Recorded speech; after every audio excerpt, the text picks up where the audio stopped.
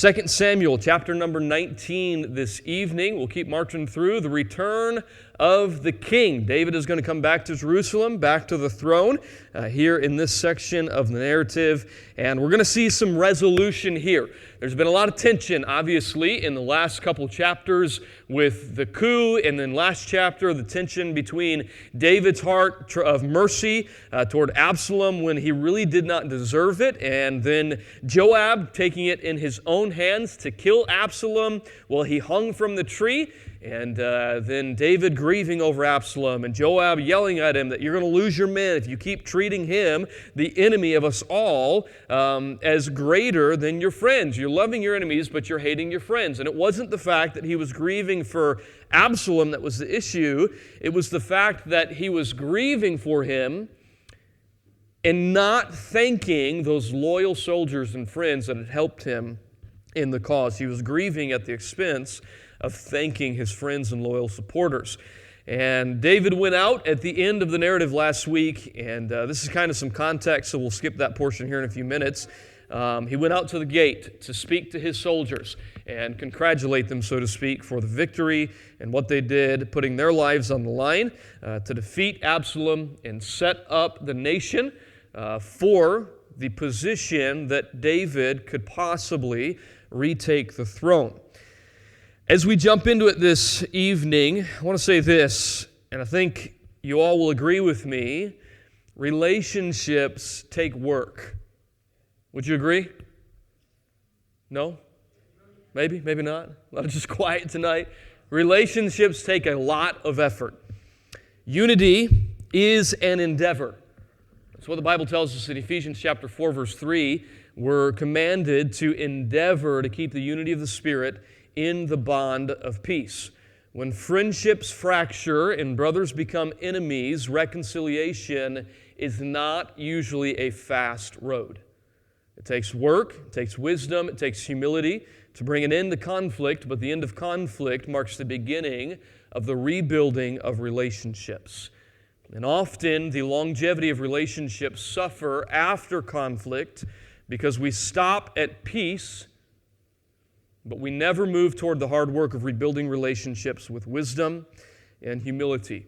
And that rebuilding of the relationships, rebuilding of the nation, trying to bring unity back to God's people after such a horrible civil war and fractious event, that's what we see David endeavor to do in the passage before us this evening. And it's a lot of work. I'll come back to this later on in the big picture. But this passage is going to begin with conflict in the nation. We're going to see some resolution as David endeavors and does his best to lead in that as king of God's people. But then the passage is going to end in conflict and disunity again. And it's going to be a long road for David. But it's an endeavor to keep that unity. And some of that will come back into play with our takeaways and the practical application tonight. But here's the big idea, excuse me, as we get into it. God's grace is abundant in the midst of our mess, and we should extend grace, His grace, to others. I think that's kind of the overarching thing that we see jump out of this passage as we both will witness God's grace in the life of David, allowing him to come back to be king, especially the fact that God knew David would make the mistakes and all this would happen in the nation. Yet God, in chapter 7, made a covenant with David that he would establish his throne forever. And this is still an aspect of God's grace and mercy in David's life. But then David extends the grace of God to others, and he's an example for us as we see him do that this evening. We've set some context already, so let's go ahead in verse number 9. We'll jump into the narrative, make sure we understand it tonight, and then we'll get back to the big picture and make some application. Verse number 9. And all the people were at strife throughout all the tribes of Israel, saying, "The king saved us out of the hand of our enemies, and he delivered us out of the hand of the Philistines, and now he has fled out of the land for Absalom. And Absalom, whom we anointed over us, is dead in battle. Now, therefore, why speak ye not a word of bringing the king back?" I think we've all heard it in the course of our lifetime that when leadership is gone, it creates a vacuum. And often conflict is one of the quickest things to happen if there is no clear leadership. People start fighting amongst themselves for power, or they start fighting amongst themselves about who they think should be in power. And we have a leadership vacuum here in the nation of Israel. And the nation is at strife with each other, trying to figure out, where do we go from here? And the conversations, as verse 9 and 10 have given to us and alluded, may have gone somewhere along the lines of recalling David's great acts as king against their enemies, and saw mighty acts through God's hand in his life. And we witnessed a lot of those, obviously, as we walked through this narrative. They realized their mighty king, though, even as God used him to deliver them from great and terrible enemies, their mighty king fled from before his adult son when he kicked him out of Jerusalem. Now that adult son, Absalom, they had anointed king over them. Now he's dead, and the new era of Absalom is done before it even really was established. And now there's internal debate among the majority of the tribes in Israel. What are we going to do about David? Should we bring him back?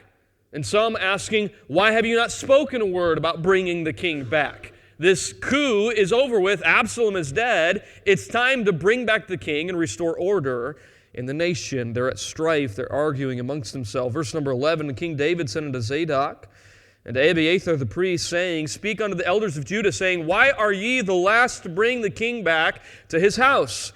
Seeing the speech of all Israel has come to the king, even to his house.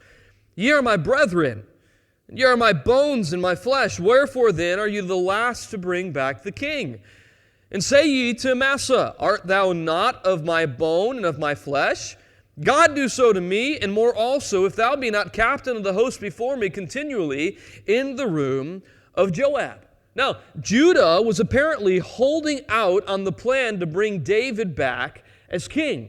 And that's significant because David is from what tribe? The tribe of Judah, absolutely. It could have been that they were the most deceived by Absalom. After all, it was in Hebron of Judah, where David was originally anointed king some years ago, where Absalom staged his coup from and based all of his support, brought the 200 advisors and counselors and men of David's court to Hebron, and they shouted from that point that he's king in Hebron. Maybe it's because some in Judah were playing politics, trying to put forth another as king from David's Judean line. We're not told why, but for some reason, Judah did not fully get on board with bringing King David back right away. So David begins to play an active role in appealing to his brethren, his tribe. He starts by enlisting the priesthood to convey a message on his behalf to Judah, maybe hoping that the priesthood would have a positive influence on the situation. And he says to them, you're my brethren. You are my tribe. The rest of Israel wants me to be king. Don't you as well? Remember at the beginning, when I was king over you, you anointed me for 7 years king, while the rest of Israel, 10 tribes of the north, continued under Ishbosheth in Saul's line. You're my brethren. Why are you holding out? And then he promises in the midst of that to let Amasa, the commander that Absalom had appointed during the rebellion, remain as commander of Israel's army in place of Joab. This could be an indication that maybe Amasa was influencing Judah, not to bring back David, maybe out of fear or desire of power, who knows. But David makes a wise decision to try to bring about unity in the nation, not for himself, not because he wants power back. We had already seen that David had been okay. He had come to grips with the fact that this may be God's judgment on him, and God may be the one running him out of the kingdom and taking the throne away from him. But at this point, he cares for the unity of the nation and what God's will would be, and he's trying to bring unity back. Now, think about this appointing of Manasseh, promising him to be the commander of the army. If that happened today, we would be in an uproar. How could David appoint a traitor to one of the highest military positions in the nation. Follow this for a second. It would be, in a sense, like the president appointing somebody who was high up in an assassination attempt as his Secretary of Defense. Not to get into politics, and I don't have a strong opinion on this, but there was a lot of talk that James Comey, director of the FBI, was a traitor and all those types of things. And I don't want to get into yes and no, all that tonight and debate that. But that would be like if you thought that way, Trump choosing him to be his Secretary of Defense and in charge of the whole military operations of the nation. It wouldn't quite fly with us. But in this situation, it's wise compromise that contributes to David's goal of unity in the nation, something we've forgotten about in our party politics of our day. Compromise for the sake of unity rather than letting our pride get in the way. Putting Amasa in this coveted leadership role would have built bridges with those who had served under Amasa while fighting against David, and it also would punish Joab for his insubordination in the matter of killing Absalom. Let's keep going here. Verse number 14.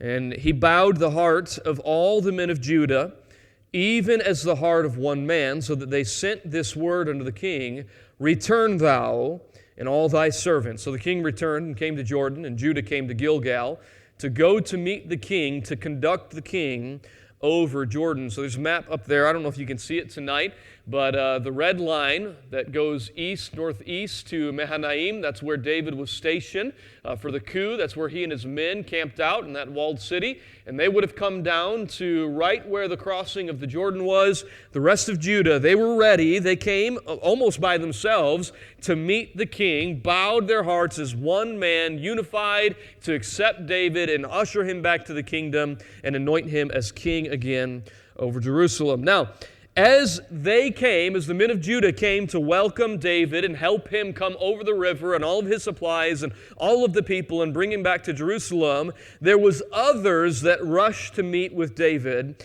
as well. Verse number 16. And Shimei, the son of Gera, a Benjamite, which was of Bahurim, hasted to come down with the men of Judah to meet King David. You remember Shimei from a couple chapters ago? As David was fleeing Jerusalem, he came and met him and his men, and he started throwing stones at him, screaming and yelling, "This is the judgment of God, you bloody man. You stole the kingdom from Saul, and God's running you out, and he's going to restore the kingdom again to the house of Saul," just cursing him as he goes out. Judah is on their way down the road, probably the same road that David traveled on the run out of Jerusalem. And Shimei hears about this. David's coming back. Uh-oh. I better go make amends. I better go try to make this right because the king's coming back. He might judge me. Verse 17. The Bible says in verse 16, we just read, he made haste. Verse 17, there were 1,000 men of Benjamin with him. Shimei brings 1,000 others with him. And Ziba, the servant of the house of Saul, and his 15 sons and his 20 servants with him, they went over Jordan before the king. And there went over a ferry boat to carry over the king's household and to do what he thought good. And Shimei, the son of Gera, fell down before the king as he was come over Jordan. And he said unto the king, Let not my lord impute iniquity unto me, neither do thou remember that which thy servant did previously, the day my lord the king went out of Jerusalem, that the king should take it to his heart. He is ready to repent. He's at the mercy of the king. And in this time of the world, it would have been absolutely right in the eyes of pretty much everybody for David right then and there to kill Shimei, to bring judgment for what he had said, what he had did in coming against him on the way out of Jerusalem. Verse 20, For thy servant doth know that I have sinned. Therefore, behold, I am come the first this day of all, the house of Joseph, to go down to meet my Lord the king. He said, I'm here first. And you can imagine this group of 1,000 people plus all the men of Judah trying to cross the Jordan to get to David. And here's Shimei knocking people over and pushing through because he's got to get there first and kneel before David and make amends. Now, it seems like he's more than just pleading for his life. By his own words, it seems he's repented. He said, I know that I have sinned and I've done wrong, so forgive me, my king. Verse 21. But Abishai, the son of Zeruiah, answered and said, shall not Shimei be put to death for this because he cursed the Lord's anointed? Abishai, the same one, when David was running out of Jerusalem, when Shimei came and cast stones, said, let me cut his head off. David, let me cut his head off. And David said, no, we're not going to cut his head off. Here comes Shimei again. David, uncle, can I do it now? He needs to be put to death. He cursed the Lord's anointed. Verse number 22, David said, what do I have to do with you, ye sons of Zeruiah? My sister's kids, what is wrong with you? Always ready to jump to vengeance and violence. That was the pattern with Joab and Abishai, taking vengeance into their own hands, not what their uncle modeled and taught them, that ye should this day be adversaries unto me. Shall there any man be put to death this day in Israel? For do not I know that I am this day king over Israel? Therefore the king said unto Shimei, thou shalt not die. And the king swore unto him. David's not working out of prideful motivation. He's not coming back into the kingdom ready to take down all of his enemies. Absalom is gone. The rebellion is quashed. Thousands have already died in the battle in the forests of En-Gedi. There's no reason for any more Israelites, any more of the nation to die because of personal vengeance, especially ones like Shimei who have seemed to repented. Verse 24, we'll keep going here. Mephibosheth. So there's resolution between Shimei and David. God orchestrated that. Shimei had a change of heart and came to David, begging for mercy, reconciliation. Now some other resolution from what happened. Bad news that David got on the way out of Jerusalem comes, beginning in verse 24. And Mephibosheth, the son of Saul, came down to meet the king, and had neither dressed his feet, nor trimmed his beard, nor washed his clothes from the day the king departed until the day he came again in peace. Now think about this just for a second. Mephibosheth, the one that his master Ziba said remained in Jerusalem, trying to get the kingdom back, he said to David that Mephibosheth said that today God will restore the kingdom to the house of Saul, and I'll get to be king in place of David. David believed it, and he gave everything that he previously gave to Mephibosheth unto his servant Ziba. Now Mephibosheth comes into his presence completely disheveled, obviously had been mourning for days up to this point, and he comes to the king in a manner that was really inappropriate for their culture at that time. Kings were to be approached with certain decorum, with respect, as evidenced in what you wore, how you approached them, and how you spoke to them. By the way, that's not necessarily a biblical imperative for us to demand in our day. The difference between kingdoms of the world with their leaders in Christ as our king, with his church, is the first relies on ego and flattery, while the other calls us to humility and inclusivity, and we see that throughout the New Testament. But Mephibosheth arrives before the king, dirty, unshaven, stinky clothes, which are apparently how he has cared for himself during the entirety of the coup. This inattention to details of personal health and hygiene made Mephibosheth look as if he had been profoundly mourning for a considerable period of time. He certainly did not look like a pretender to the throne who had been actively attempting to take back his grandfather's kingdom since David had gone. So now David sees him in his presence. Verse 25. And it came to pass, when he's come to Jerusalem to meet the king, that the king said unto him, wherefore wentest not thou with me, Mephibosheth?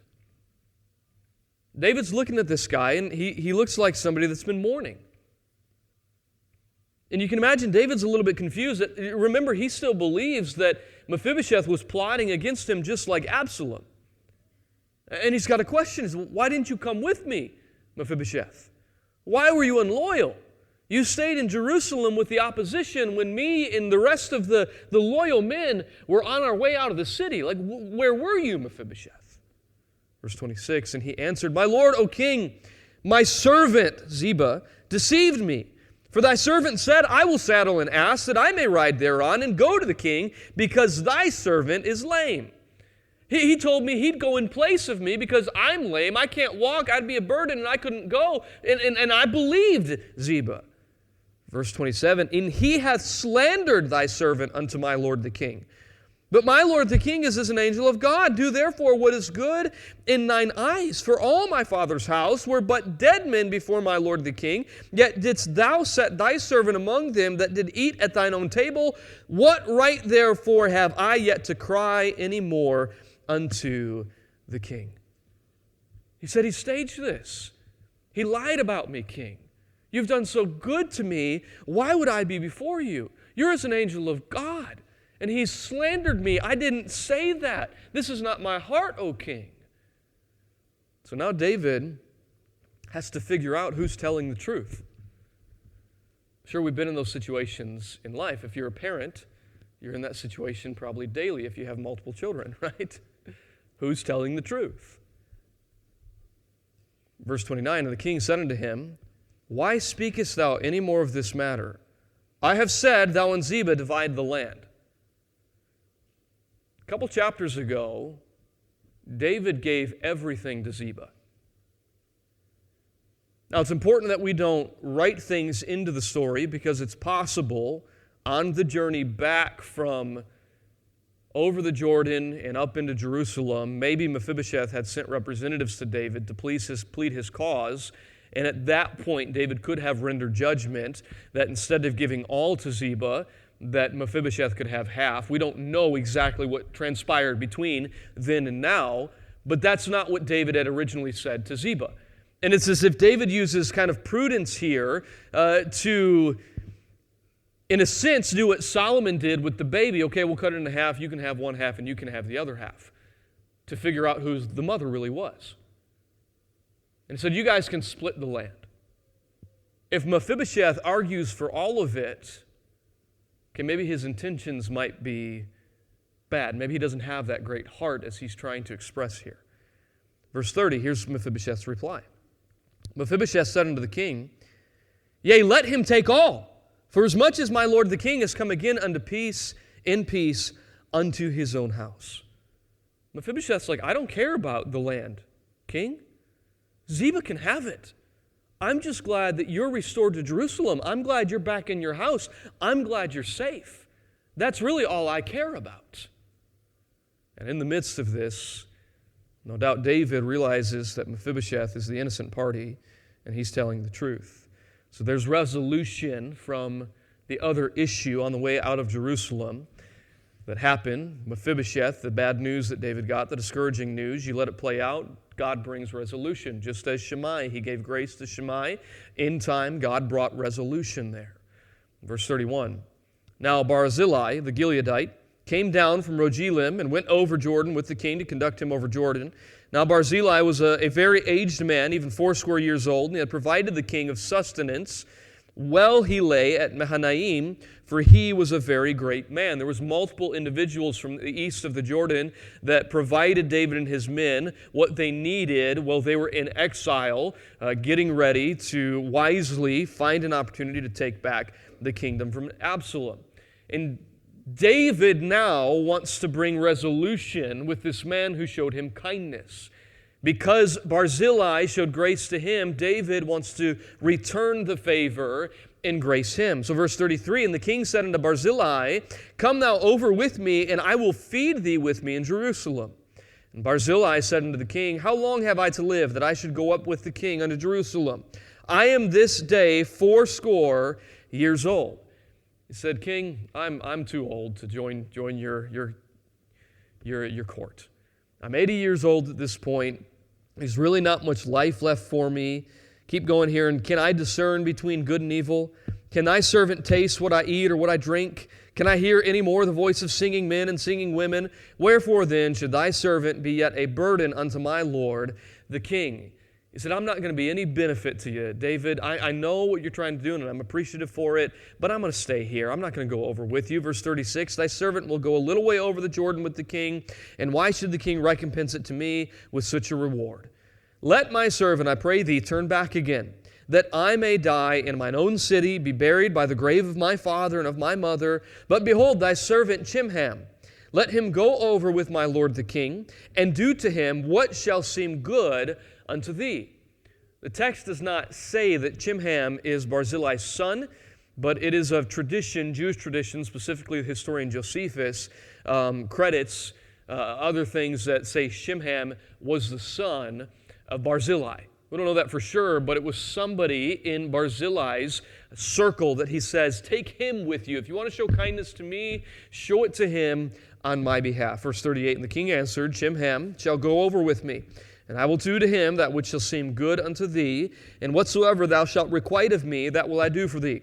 And all the people went over Jordan. When the king was come over, the king kissed Barzillai and blessed him, and he returned unto his own place. Then the king went on to Gilgal, and Shimham went on with him, and all the people of Judah conducted the king, and also the half people of Israel. Now, that's good news. That's resolution. And we wish the story ended there and it was happy and there was peace and people were under the throne of David again and they were loyal and there was victory and all that we've seen at the beginning of David's kingdom and his rise to greatness that God was doing, but it's not. Verse 41. And behold, all the men of Israel came to the king and said unto the king, why have our brethren, the men of Judah, stolen thee away, and have brought the king and his household and all David's men with him over Jordan? Now, these were the men that were wanting to bring David back as king. Judah wasn't on board at first. David talks to Judah, and Judah gets first in line to welcome David in. And now the rest of the 10 tribes that wanted David in the first place are angry that Judah went to David before they could go to David. They're being petty. Hey, how come Judah gets the special blessing from the king? Hey, how come Judah gets to go and kind of kiss up to David, so to speak? They're frustrated. Verse number 42, and all the men of Judah answered the men of Israel, because the king is near of kin to us. Wherefore then be ye angry for this matter? Have we eaten at all the king's cost, or hath he given us any gift? We're his brethren. We're from the same tribe. Of course we get special closeness to the king. Now, we haven't ate of anything. We haven't costed the nation anything. He's not given us any special gift. You guys just need to calm down. Verse 43. The men of Israel answered the men of Judah and said, we have 10 parts in the king, and we have also more right in David than ye. Why did ye despise us, that our advice should not be first had in bringing our king back? Right? This should be done. The king is back, right? Now they're just fighting over stupid stuff. Like there's one of you and 10 of us. Why are you special and we're not? And it was our idea to bring him back, and you were against it, and now you're the one to bring him back. It sounds like toddlers, right? Last half of the verse 43. And the words of the men of Judah were fiercer than the words of the men of Israel. And now they're just going back and forth. Israel responds, and Judah responds back with even harsher and fiercer words in this argument, in discussion, really over something that is so petty. Absalom is dead. David's back on the throne. What is there to argue about now? Well, we wanted to bring David back, and they got the chance. It's crazy. Let's jump back up to let me read something here from an author, then we'll jump out to the big picture. Even before David could make his way back to Jerusalem, the men of Israel demanded an explanation of why he had permitted Judah to steal the king away. Apparently by having all the Judahite soldiers, but only half the Israelite soldiers, participate in the act of transporting the royal household across Jordan, David had shown contempt, even unintentionally, for the very people who had made his all-Israelite kingship possible. Without waiting for the surprised king to respond to the allegations, the men of Judah came to the king's defense. Their status as next of kin entitled them to a position of privilege, but they had not abused it. They had not, for example, eaten of the king's provisions or taken anything for themselves.